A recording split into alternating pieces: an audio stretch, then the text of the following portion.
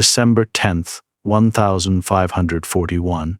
A bitterly cold morning blankets London, but that doesn't stop the sound of street vendors cutting through the icy air. They're not hawking bread or fish today, no. This morning they're announcing something far more sensational. A spectacle so scandalous, so grotesque that people have been gathering at Tyburn since before first light. This isn't just any execution. It's about to become the most humiliating public death of the entire 16th century. The man at the center of this horrifying drama, Francis Dereham, just 26 years old. Once full of charm, promise, and noble ambition. But now he's being led to a fate so gruesome, so degrading, that even seasoned executioners reportedly flinched at the task. So how did this young nobleman end up here? What could he possibly have done to deserve a punishment this severe? To find out, we need to win the clock back 5 years back to a time when love, politics, and ambition collided in a deadly game. It was 1536, and England was living under the terrifying rule of Henry VIII. The king had recently executed his second wife, Anne Boleyn, broken ties with Rome, and installed himself as head of the Church of England. He ruled not just with a crown, but with fear. Nobles whispered behind closed doors. Heads could and did roll without warning. Into this dangerous world stepped a teenage girl of noble blood, 15-year-old Katherine Howard, niece of the powerful Duke of Norfolk.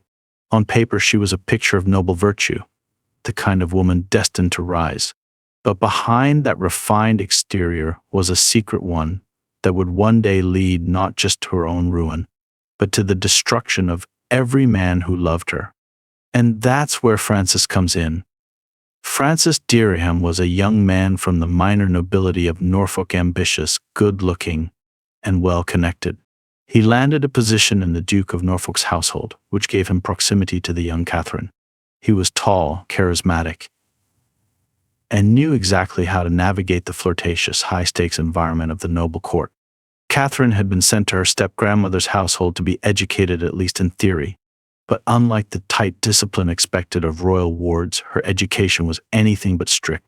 There was room for whispers in hallways, letters tucked into books, glances across dinner tables.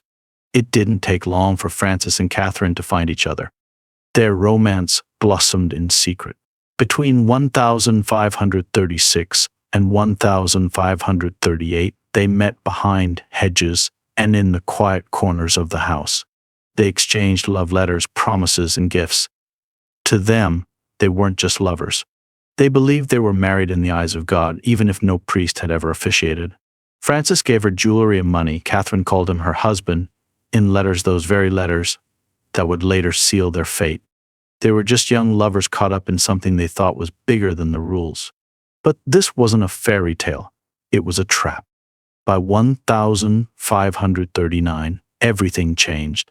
Katherine was summoned to court to serve as lady-in-waiting to Queen Anne of Cleves, King Henry VIII's fourth wife. Her beauty was so dazzling, so irresistible, that the aging king immediately took notice. He was already scheming to rid himself of Anne, and Katherine presented the perfect replacement. In less than a year, Katherine went from a lady-in-waiting to Queen of England. Francis watched this rise from the sidelines. Pride warred with jealousy. His former lover now wore the crown of the most powerful kingdom in Europe. But part of him still believed that their bond meant something, that her heart, if not her hand, still belonged to him. It was a belief that would cost him everything. In 1540, shortly after Katherine became queen, Francis made a reckless move. He approached her at court publicly. He reminded her of their past, their promises, their so-called marriage. And worse, he hinted that he still had a claim to her, that he had rights over her as a man who'd known her intimately before her royal marriage. For a queen whose position relied entirely on the illusion of chastity, this was lethal. If anyone believed what Francis was saying, it would be catastrophic not just for her, but for anyone involved in her past. She tried to buy his silence, giving him positions at court.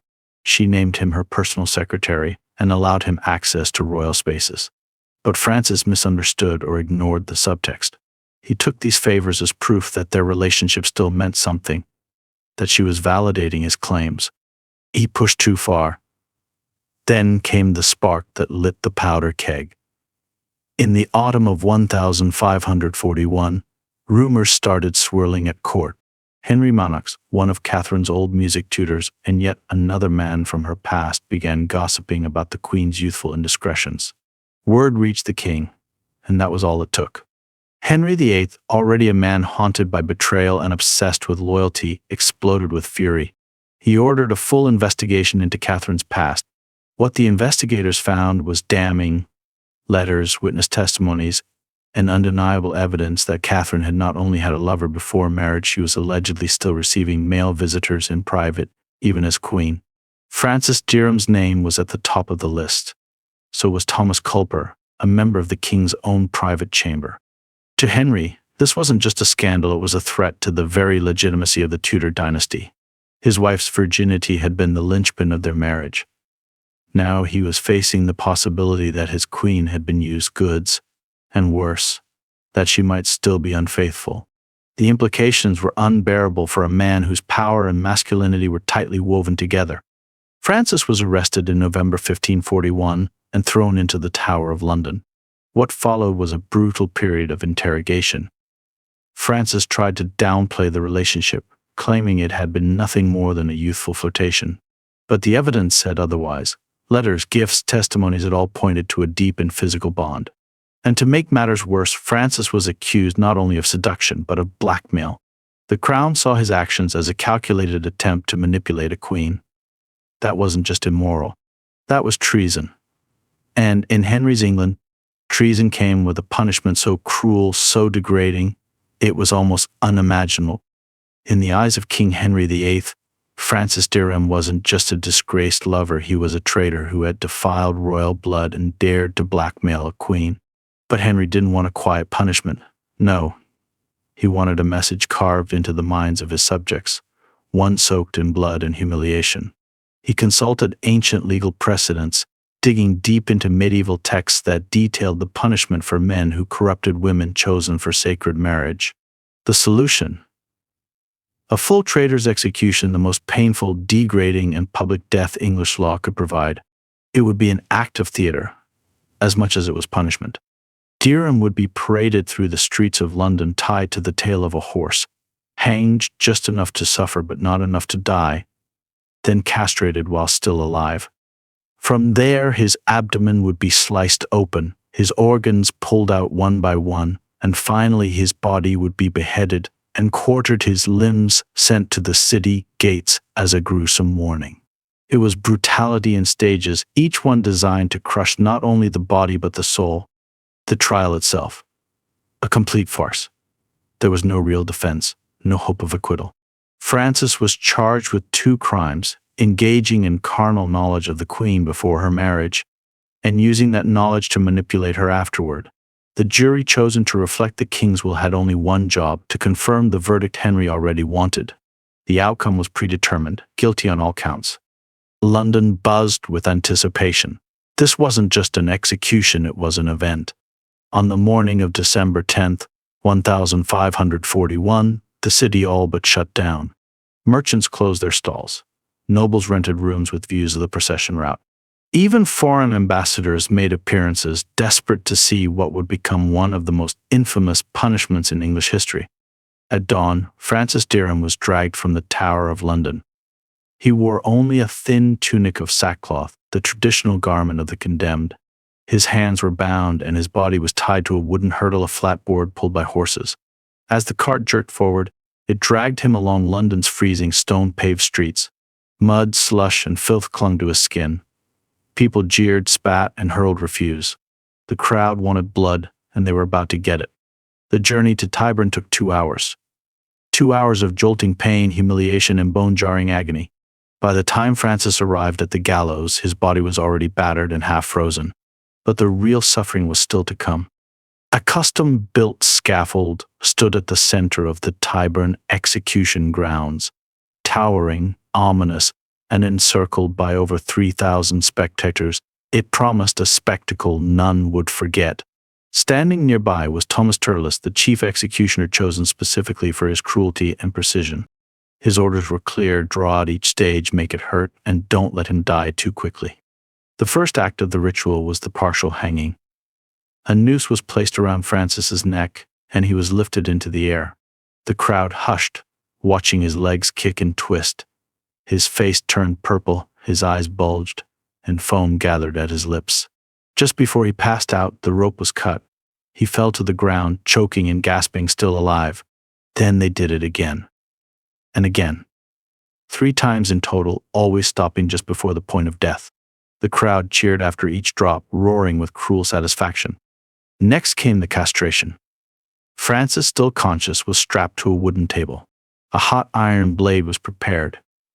With surgical precision, the executioner sliced off his genitals while he screamed in agony. Blood spurted across the platform. Spectators in the front row recoiled in horror, but the mob cheered louder. The wound was cauterized on the spot with a red-hot iron to keep him alive long enough for what came next. Then came the disemboweling. Turles opened Francis's abdomen, methodically pulling out organs, first the stomach, then the intestines, and finally, the heart. But they didn't kill him immediately. No, they wanted him to see it all, to feel it. And when his heart was removed, they held it aloft for the crowd to see and for Francis to glimpse just before the light left his eyes. But it wasn't over. The final act was the decapitation and quartering. His head was chopped off cleanly, perhaps the only moment of mercy in the entire execution. His body was then divided into 4 parts. The remains were taken to London's main city gates and mounted on spikes, put on public display for days. A grotesque reminder that no one, no matter how noble, could compromise the honor of a Tudor queen and live to tell the tale. The whole process, every scream, every gasp, every second of agony lasted nearly 5 hours. Even by the brutal standards of the Tudor era, this execution was excessive. Chroniclers of the time, many of whom had witnessed countless beheadings, burnings, and hangings, described Francis's death as obscene, cruel, and bordering on madness. It wasn't just punishment, it was theater soaked in blood. 2 months later, in February of 1542, Katherine Howard faced her own execution. Her trial was swift, her crime deemed treason through adultery. But unlike Francis, she was granted a quick and relatively merciful death, beheading by a single stroke at the Tower of London. The difference? She was a queen, and even in disgrace, the crown offered some protection. Francis had no such shield. His death marked a turning point in the reign of Henry VIII. Across Europe, ambassadors reported back to their courts with horror. Letters described the scene in Tyburn in vivid, disgusted detail. The French called it barbaric. The Spanish compared Henry to the worst tyrants of ancient Rome. What was meant to assert the king's authority ended up tarnishing his name. The execution didn't restore royal dignity, it broadcasted the paranoia and cruelty festering within the English court. But while history remembers kings and queens, men like Francis Dereham often fade into footnotes. He left no heirs, no legacy, no tomb. He became known only through the scandal that claimed his life and the grotesque details of his final hours. Today, there's no plaque, no memorial at Tyburn to mark the place where his body was quartered, his heart burned, and his love story violently ended. But if you listen closely, walk the streets of old London, or read between the lines of history books, you might still hear the echo of wooden wheels over cobblestone. You might still feel the chill of that December morning, and you might remember a man who dared to love a queen and paid for it with the most humiliating death of the 16th century. Because sometimes the cruelest stories in history aren't the ones about war, but the ones about love.